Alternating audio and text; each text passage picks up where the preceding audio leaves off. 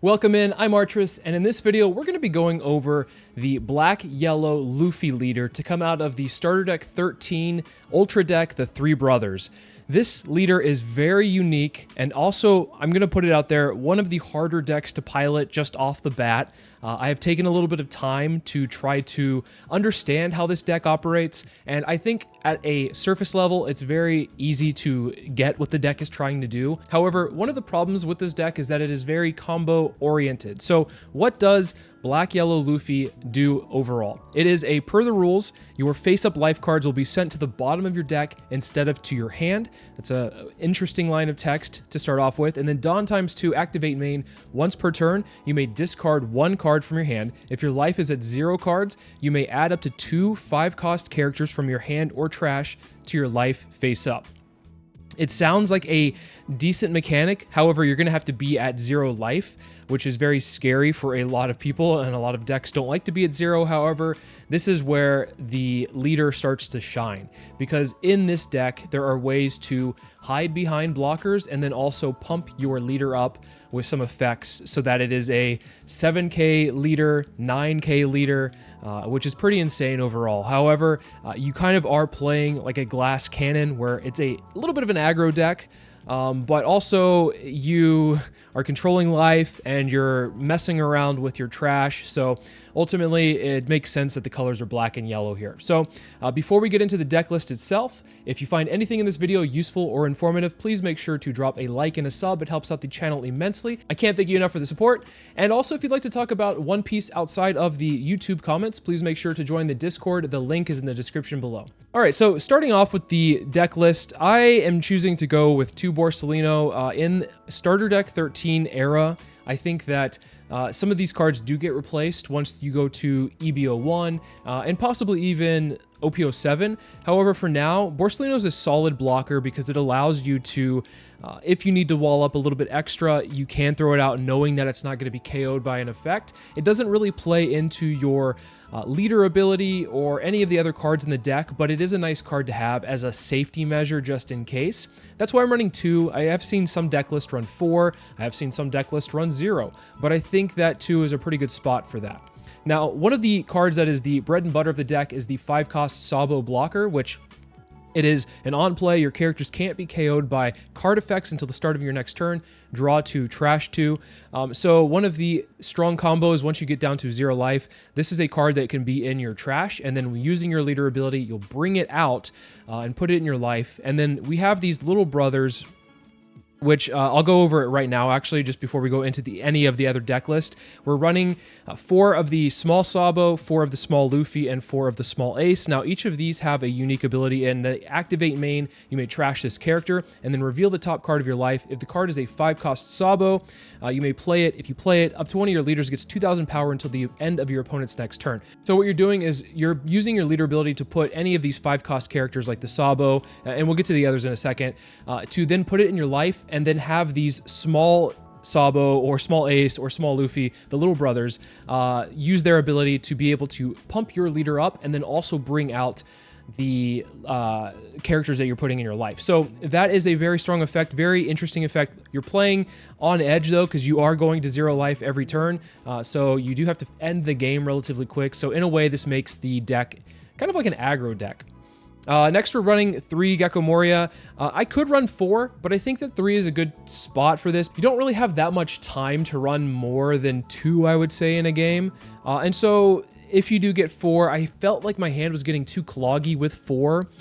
It would be like I'd have 3 in hand, and sure, I could use my leader ability to discard 1. However, I think 3 is fine. Usually I'll play 1, max 2 in a game.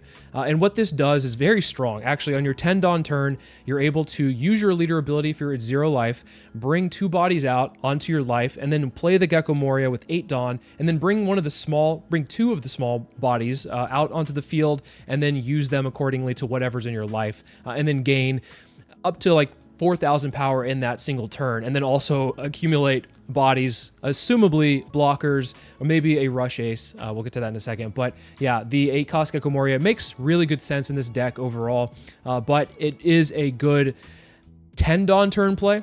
You're not going to want to play it on curve It doesn't really make sense to, for the most part, unless you know your life, which is one of the problems with this deck, is stacking your life can be a little bit of an issue. There are cards that are in the starter decks that help with that. However, you don't really have the room to play or time to play those, so it is mostly going to be your 10 Dawn turn play. Then we're running 3 Satori. I wanted to run 4. Once again, though, this deck has, I think, limited deck space in what you can add for now, while also playing safe. And I think 2Ks are really important in this leader, because some of your 2Ks, as you'll see in a second, you'll be using, and so you need extra 2Ks for defense. And what's really good about Satori is once you use Satori as a 2K, it goes in your trash, and then you can use the leader ability to bring it into your life. There's no way for you to bring it out into the field afterwards. However, it soaks up 1 attack if you really need to stay super healthy or alive for an extra turn there. So Satori, in a way, acts as like an infinite counter depending on how your opponent swings at your life. So Satori is really useful, has a lot of use outside of the 2K counter there. Then we're running 4 Hiyori. I think this is a really important card in this deck because it allows you to stack your life, and then knowing what you put in your life, you can play a small bro and then bring out a big bro based off of what you put in life. So a common play would be you play Hiyori on your 4 Dawn turn, you put like maybe a big ace or a Sabo, a big Sabo into life, and then you play the small Sabo or small ace or whatever it may be, and then bring that out, swing 7 with lead, and then your opponent really can't swing into you the next turn, so that's really nice to see there. Then we're running 4 of the small Sabo, which I talked about in a second. This one allows you to get your big Sabos out of life and then gain 2,000 power, so this is probably one of the more important cards to grab. I'd say this and probably the ace, which we'll get to in a second. We're running 2 of the 5-cost Sabo from the starter deck 13. This is a less important Sabo. I'm not going to say it is not needed, because there are some times where a 5-cost body on the field is a little threatening. So if there's like a Kuzan and you want to get rid of it, you can play this, and it's an on-play. You may trash the top or bottom card of your life, KO up to one of your opponent's characters at the cost of 5 or less. Like I said, not super important to your game plan, but it is nice to have a little bit of spot removal if you so need it. And it's a Sabo card that can be brought out with the small bro Sabo. Then we're running 4 of the small bro ace. I don't know what to call these. I'm just going to call them little bros.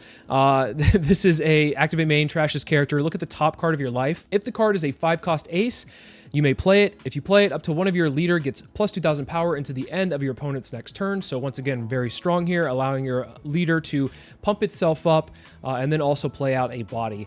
The way that this deck kind of feels like it's playing is a little bit like Newgate. It's telling your opponent like, hey, I'm at 0 life. I have a pumped up leader, and I have a fair amount of cards in hand. What are you going to do about it? That is one thing you want to note when playing this deck, is that you kind of just want to take all the life you can and go down to 0 and then start activating your leader ability. Next, we're running 4 of the new starter deck ace. This is a 5-cost 7k power body. On play, if you have 2 or less life, this character gains rush. So I'd say out of this, the most important cards in this deck are this ace and this Sabo. These 2 cards, you want to see as many of these copies as possible, especially with the small little bros here. Then you can combo with both of them and make sure that you have a good, nice swinging 7k rush, and then also protection with this Sabo. So we're running 4 of this. It makes very much sense here. It doesn't have a counter, but honestly, this is one of the strongest cards in the deck. Then I'm running 4 of the Makino, which is a starter deck 13 card. It's a 2k counter, and I think this is also an important card here because you can add the top or bottom card of your life to your hand, then look at your life cards and rearrange them in any order. So oftentimes what you do is play this maybe like turn 1 or 2, kind of see what's in your life, grab a card from there, and then you're able to stack and play your little bros and hopefully get some big bodies out. I have noticed that when I do play this, though, and I play the Makino, a lot of times the stuff in my life isn't really anything I can use. I've been really unlucky lately using this card and seeing that, like, oh, there's no big bros in life. Well, that sucks. Now I spent a 2k and then also lost a life. Not losing a life is not like a huge problem here. Like this is kind of what you're wanting to do as your leader, but regardless, you're losing a 2k in the process. So that's not the best option, but it is something that you can do if you want to take a gamble and see if there's any big bros in your life. Then we're running 4 of the Monkey D. Garp from Starter Deck 13. This is a Searcher, which is an on-play. Look at the top 5 cards of your deck. Reveal up to 1 Sabo, Ace, or Luffy card with the cost of 5 or less. Then put it in your hand and then place the rest on the bottom of your deck in any order. So this grabs all of the little bros, all of the big bros, and so I think that it's super important to run 4 of, and I will sometimes just play it turn 1 and then turn 2 just swing 5 with it just to get more use out of it, because your early game is kind of weird in the sense that if you can't really stack life, you're not going to use your little bros to just blindly rip life and see what's going on there, because that kind of feels like a waste. So what do you do from like your early game until you have 0 life?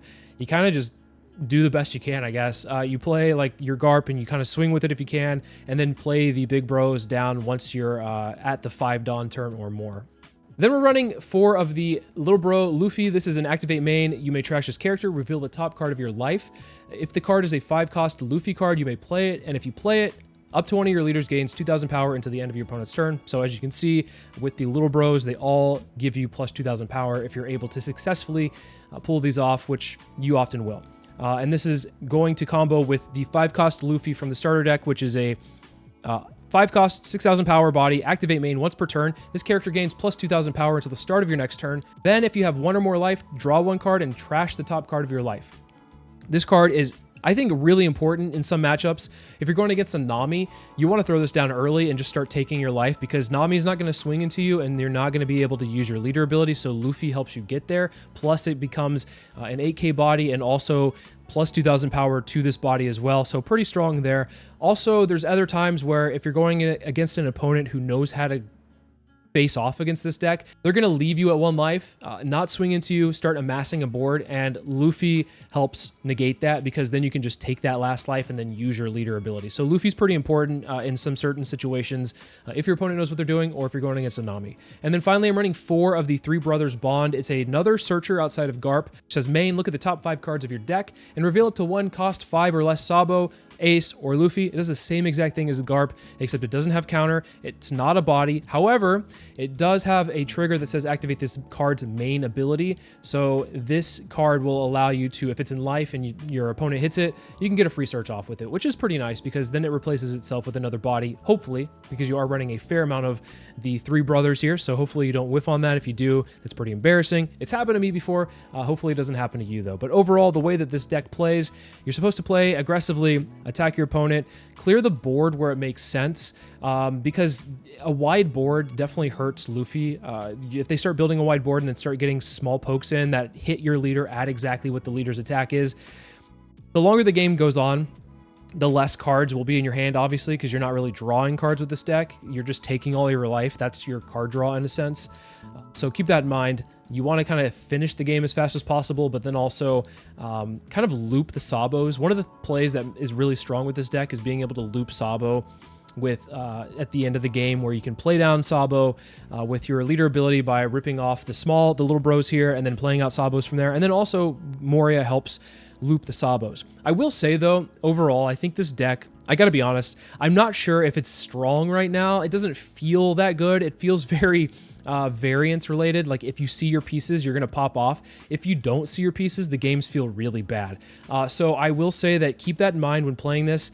It is a extreme combo oriented deck. So if you don't see anything, like if you don't see your mini Sabos, if you don't see your mini Aces, you're in for a rough time.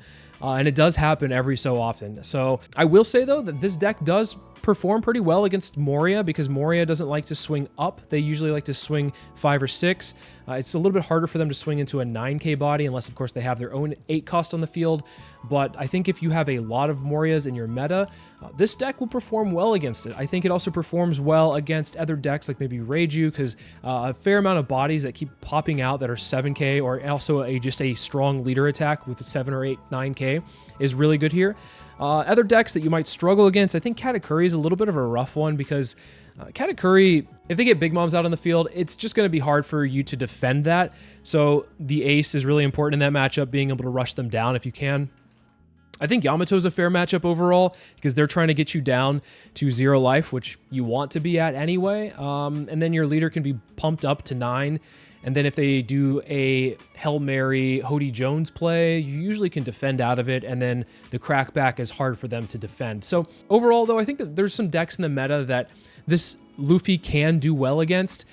It's kind of like a middle-of-the-pack leader. I'm not even sure, to be honest, if it's the strongest leader to come out of the Three Brothers starter deck, but time will tell with that one. So let's take it into the sim, though, and see how it does. All right, against Newgate, I don't like this hand, because I don't have any small bros or searches. I think this hand is much better. So let's see if we can find a small Sabo. We don't have it, but I think a second little ace is fine, and then maybe we can find a little Sabo off of this one. No, we have enough of the small aces, so let's just grab a small Luffy and then pass the turn. We really, really, really want to be able to find small Sabo. This chopper is going to be annoying, of course. We do find a big Sabo again. Good card to grab. Not an issue there. I think what we have to keep in mind is on their 7 Dawn turn, try not to swing if we can't help it, because we don't want to get aced necessarily. Let's go ahead and just do the ace turn this turn, though, because they can't do it on the next turn. They can't do anything about it unless they swing into it. So let us go ahead and take the top life, put the big ace in, and then play a small ace down. Swing 7, and then swing 7 again. Usually Newgate will just take life, though. So these hits kind of don't feel great, to be honest. I'd rather be swinging into a body. Yeah, because I imagine they're just going to take some of this stuff. That's fine. Hiyori's a really good card in this matchup. Or not in this matchup in general, just like for this deck. I wish that there were more cards available at the start that will allow you to kind of alter your life. Swinging into the ace is fine. Yeah, go for it. We're going to go ahead and do a 6k swing and then play a Sabo down. See what they do here. These choppers are pretty annoying, not going to lie. I think we can get rid of the Sabo and the Luffy, because we can just put these back in life and then combo off with them. I'd rather not get rid of the small guys. Totally fine here. If they want to hit me, I am down for this. Ay. Not seeing anything there really hurts. Hopefully we can find a Sabo, like a little Sabo off of this one. Hey, geez, Louise. All right, well. Let's do this. Let's trash this Sabo.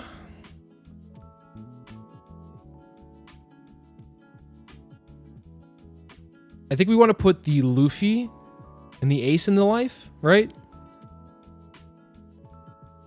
Play both of these down.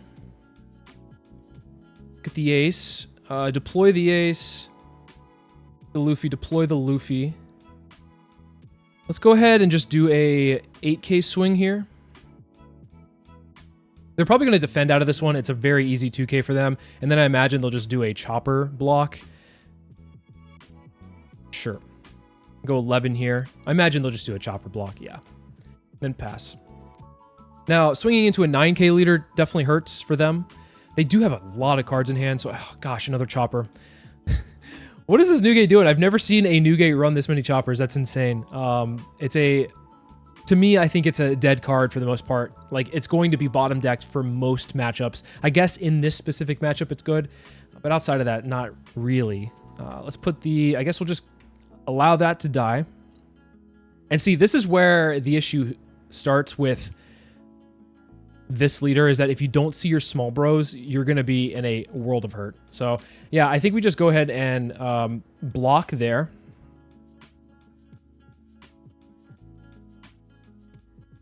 Man, this is why it hurts. Let's go ahead and gain this.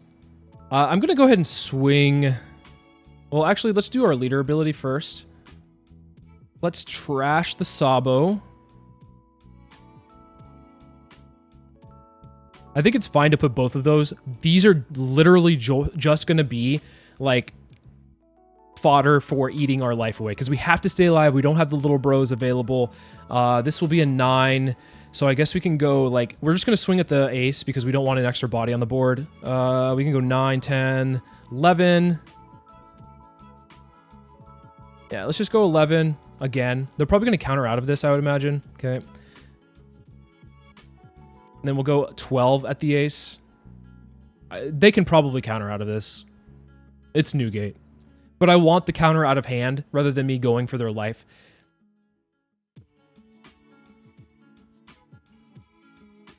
Yeah, totally fine. Totally fine. Cool. And see, if they're going after our life here, I am okay with this. Yeah, we'll take that. We just have to be careful of what this, like, potential last card could be. We don't want to get cheesed by anything. So let's go ahead and I'm going to counter out twice. I don't want to get rid of the Luffy, the little Luffy just yet, because if they get rid of this Luffy, then I can bring it back and at least maybe get a little bit of value there.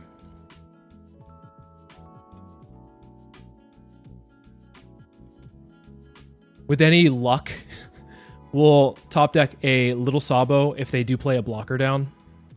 They have played 3 choppers, so the chances of them getting another chopper could be pretty low, but you never know. They have a Nami search, so you could find one. A guard point is definitely good for them.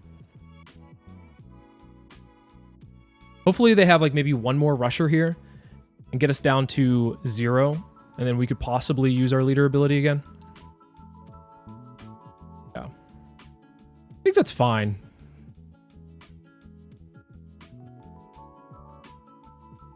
I'm totally okay with that. If they're swinging at this Luffy, then okay. Swinging at life, that's fine. Man, this is where if we had a Sabo, this is why it's so important to have the little Sabo. Because we need blockers so desperately. The Moria is good if you have the Sabos to play. However, they could just play a Rush Luffy. I don't really think we're going to win this here, so we're going to take a shot. We're just going to go 6 and then the rest on the big Luffy.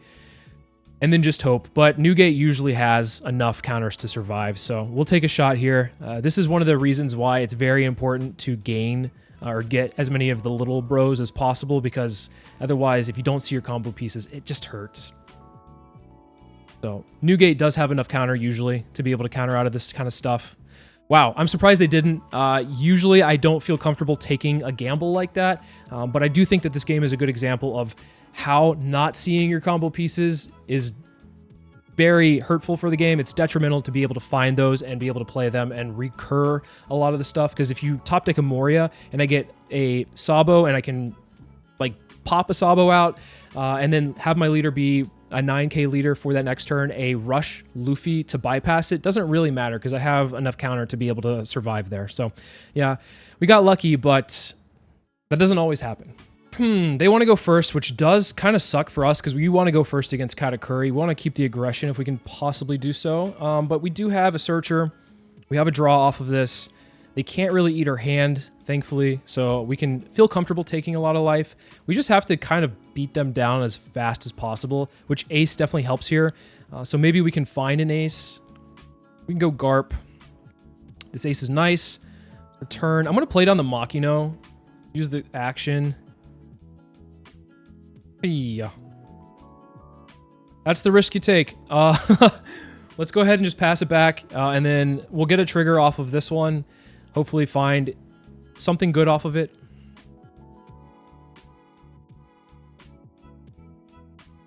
Fine by me. We'll take it. And we get... guess this Luffy? And pass. That's where this play is really awkward for us because we really don't have much to do. We know that the next 2 lives are not really useful for us. So it's one of those where I'm just going to swing 5 and 6. Just to make him counter out, maybe take a life along the way.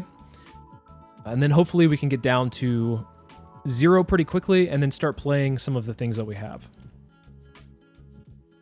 The things that we need to find here is a small Sabo, and we also need to find a Rush Ace.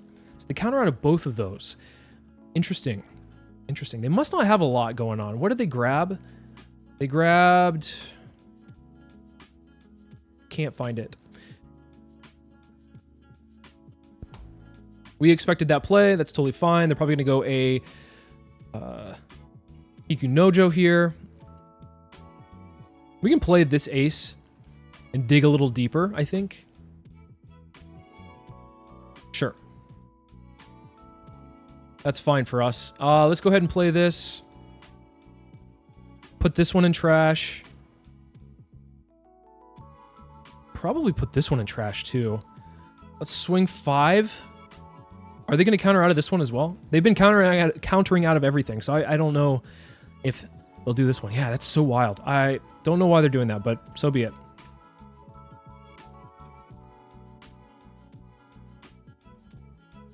I guess next turn what we can do is we can go ahead and take this life, block with the Sabo. We're at 6. Yeah, let's take it. Moria's fine. We knew that was there. We can have this play to recycle later on, so we just have to stay alive long enough for that. Block this. Is there a world where they go 6 here? I don't think so, right?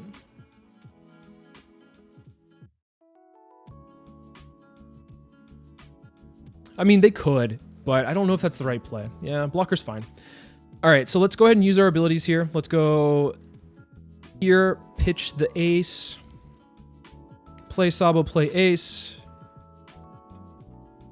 Go boom, boom, boom. Deploy, deploy. This is good to throw in the trash.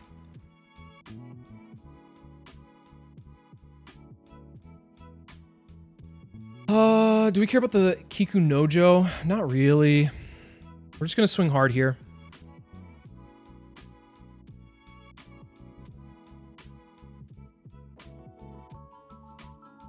Swinging 8-12 feels weird, but it is what it is. They might go after this ace, which is fine. We have more aces to back it up.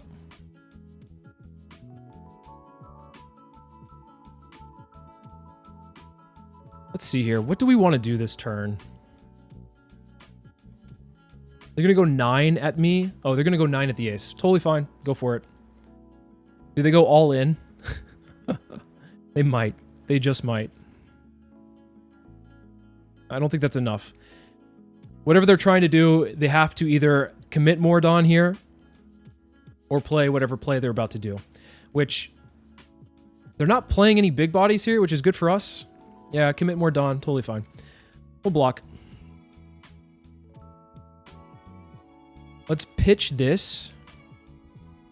Put a Sabo, ace, Moria, Sabo, ace, deploy, deploy. Ooh, a second Moria is definitely good here. We can feel comfortable dropping one of these Luffys. Go 7 here. And then we'll just go 11 with our leader. So we're finding the right combos here. We're able to Sabo cycle to get what we need. So this feels really good here. They're countering out of more attacks. Totally fine with us. I imagine that they had like maybe one Big Mom in their hand, and that's why they've been aggressively countering out.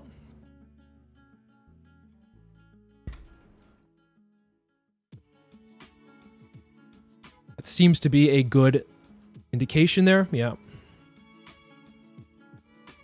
So let's just go ace.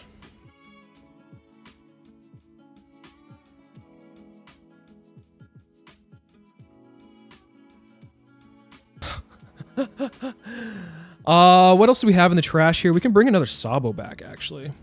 Pretty nice. Go here.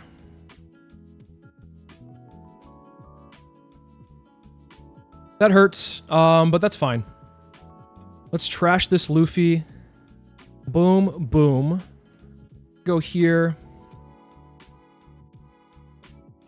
Sabo replaces this one. Ace replaces the other ace. Let's go ace, deploy, Sabo, deploy. We're going to keep the 2K counters, and I don't think we really need the Borsalino here. We'll go 7. They are so low on cards that we might be able to actually close this one out.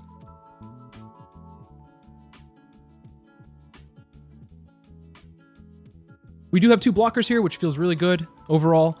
If we can keep these blockers alive, maybe we can counter out of like a Big Mom attack. Maybe keep 1 blocker. If we can get a total of 1, 2, 3, 4, 5 attacks in, I feel pretty confident that we might be able to close the game out from there. So a 10k attack we can counter out of. We also... Oh, yeah. We're 100% countering out of this one. We're keeping our bodies alive. Do we have 2 aces in the... We do. We actually can get a lot of attacks in this next turn.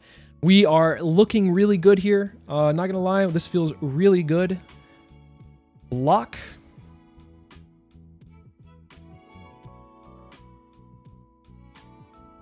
Yep. Swinging here. We got pretty lucky that they didn't see... What do we care more about? The Sabo, I think we just block because this is a higher swinging body overall, so I think we're good with that. Block. Yep. Cool. Let's just swing flat. Let's just go 5, or let's just do this first. Let's swing here for 7. Okay, take it.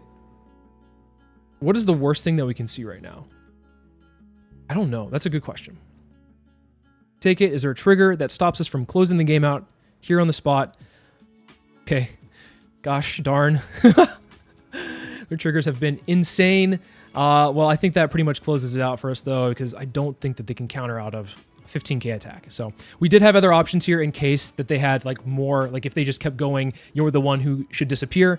But yeah, I think that they probably played it okay, like in the fact that they know that they have to stay pretty healthy, because if we do start hitting our small bodies into the big bodies, it's going to be hard for them to swing into us, and they want to stay healthy, so I suppose that's why they countered out so aggressively. They also didn't really have many plays in between. Kiku Nojo's fine, because I'm probably never going to swing into it. And I think that they started off with a 10 drop, so that's probably why they stayed as healthy as possible. All right. Against Sakazuki, okay. Nobody wants to play Black Yellow Luffy. We can take first against Katakuri. Oh my god, please, just play. Let's go first against Gecko Moria. We want to take away that curve. We have a lot of searchers here. I don't know if going first against Moria is the better play or not, to be quite honest, but... let's just do it and see how it goes. Let's go Sabo, pass. Now, this is supposed to be a favorable matchup for Luffy. Once we can start comboing out, we should be okay.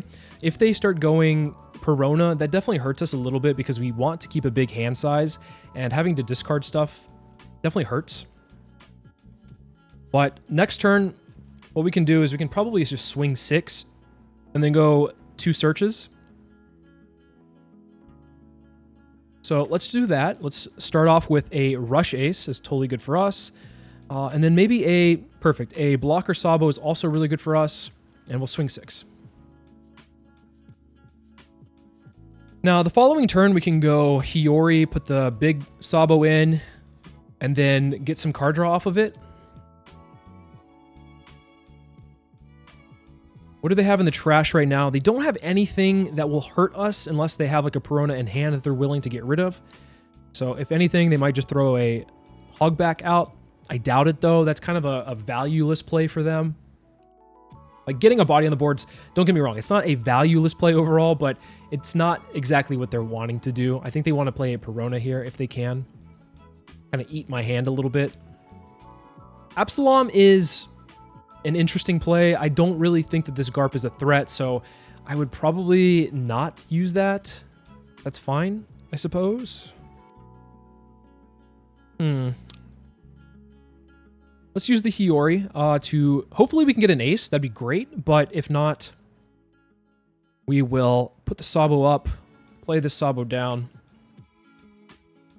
Cards do I want to trash here? I think this Sabo's fine to trash. And honestly, this Luffy's probably okay to trash as well. Swing 8.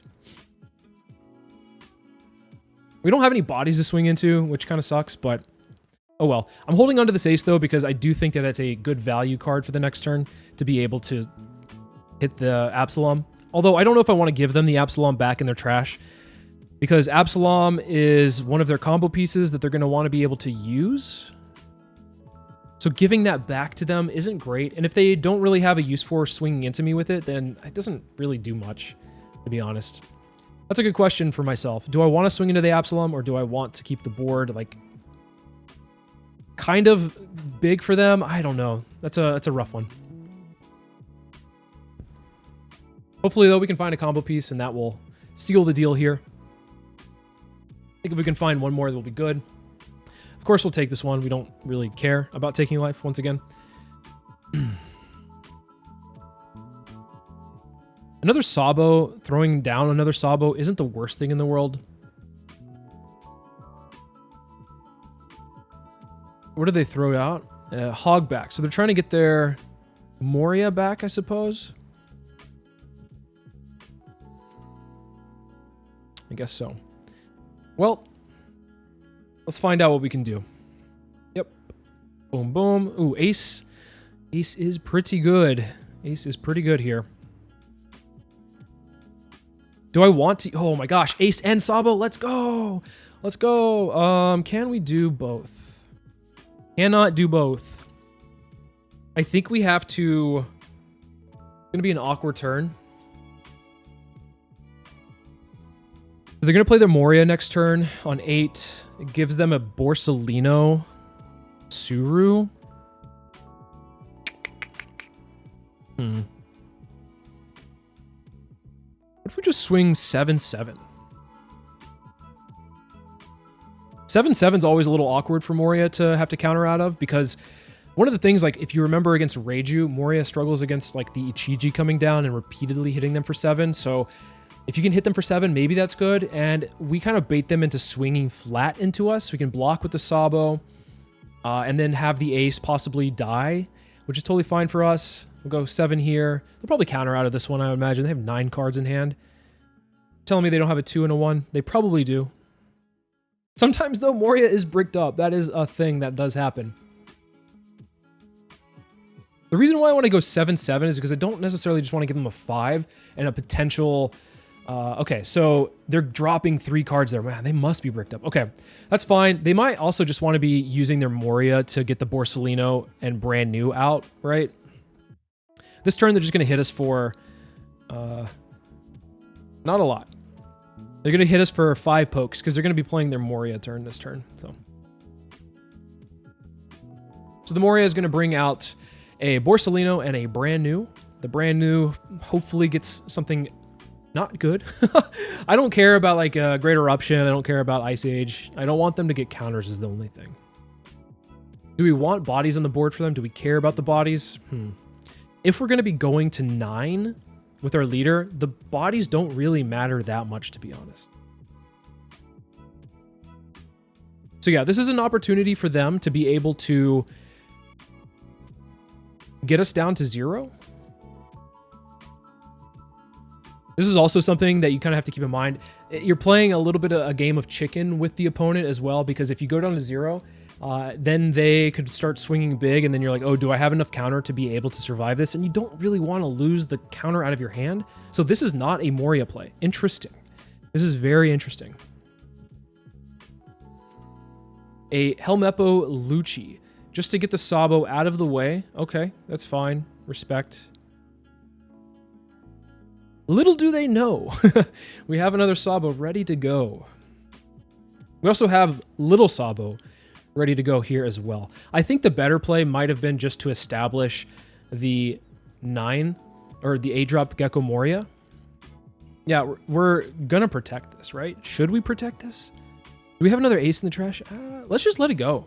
Let's just let it go. Yeah, because we can bring it back. That's actually kind of a smart play from them. Kind of a smart play.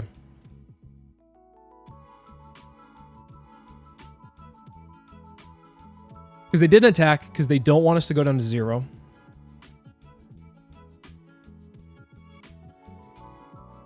Let's not do anything. Let's just take the life. Let's trash a ace. Put a Sabo and an ace down. Let's put a Sabo and an ace down. Deploy.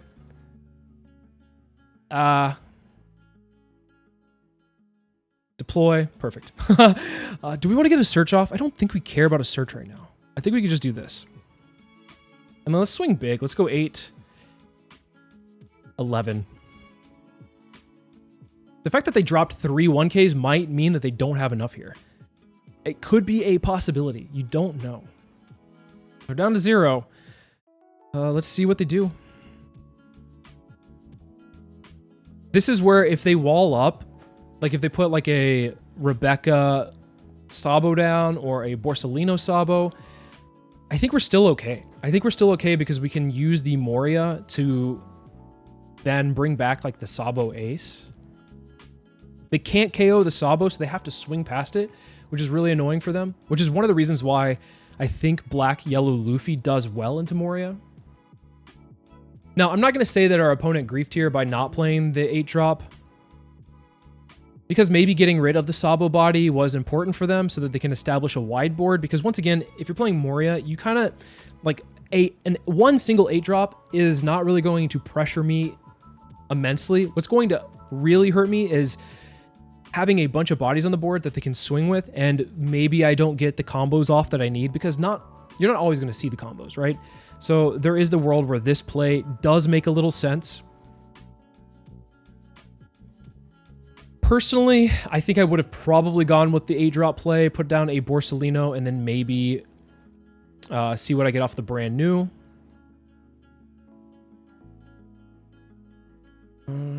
Yeah. Fine.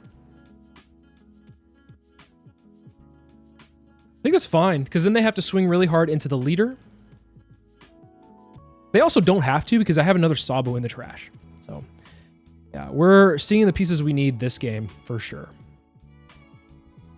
I also think this Hiyori came in clutch, by the way. So usually you'll use the Hiyori and then take a life and then put something back in the life. You don't have to do that, though. You can just take a life if you want. They were playing it smart. I think they were playing it actually pretty smart by not swinging into us. So that's how you're supposed to play into Black Yellow Luffy. You don't swing into their life. You have to keep them at 1. Get the board somewhat decently sized, because it's really hard for me to then get my leader up to 7 or 9k if I have 1 life. It's almost impossible at that point. And then they just do a bunch of attacks. I think that the opponent just couldn't find an out there. It was really difficult for them to see what they could possibly do to win the game. I think that swinging into the 9k leader was really difficult. They couldn't invest Dawn into their leader or any of their characters and safely defend a crackback. I think that they were considering doing like a Borsellino play.